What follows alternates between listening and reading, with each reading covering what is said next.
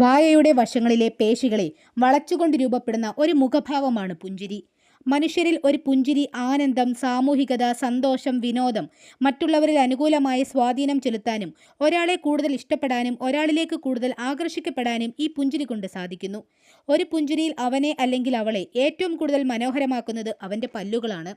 പല്ല് നഷ്ടപ്പെടുന്നതിൻ്റെ ഏറ്റവും പ്രധാനപ്പെട്ട ബുദ്ധിമുട്ടുകളിൽ ഒന്നാണ് മുഖഘടനയിലെ മാറ്റം. ഇതുമൂലം നിങ്ങളുടെ പുഞ്ചിരിയെ പോലും ഇത് ബാധിക്കുന്നു. ഇതിനേക്കാൾ ഉപരി ശരിയായ രീതിയിൽ ഭക്ഷണം ചവച്ചരച്ച് ഭക്ഷിക്കാനോ അതുവഴി ശരീരത്തിനാവശ്യമായ പോഷണങ്ങൾ ലഭിക്കാതെയും വരുന്നു. പ്രായമായവരിലാണ് ഈ ഒരു ദുരിതം കൂടുതലായും കണ്ടുവരുന്നത്. ഇതിന് സഹായകമെന്നോണം കേരള സർക്കാർ ആവിഷ്കരിച്ച ഒരു സാമൂഹ്യ ആരോഗ്യ പദ്ധതിയാണ് മന്ദഹാസം. BPL വിഭാഗത്തിൽപ്പെട്ട മുതിർന്ന പൗരന്മാർക്ക് സൗജന്യ ടൂത്ത് സെറ്റ് നൽകുന്ന സംരംഭമാണ് മന്ദഹാസം പദ്ധതി. പല്ല് നഷ്ടപ്പെട്ടതിന് ശേഷം പ്രായമായവർ നേരിടുന്ന പോഷകാഹാര, ശാരീരിക, മാനസിക പ്രശ്നങ്ങൾ കുറയ്ക്കുക എന്നതാണ് ഈ പദ്ധതി കൊണ്ട് ലക്ഷ്യമിടുന്നത്.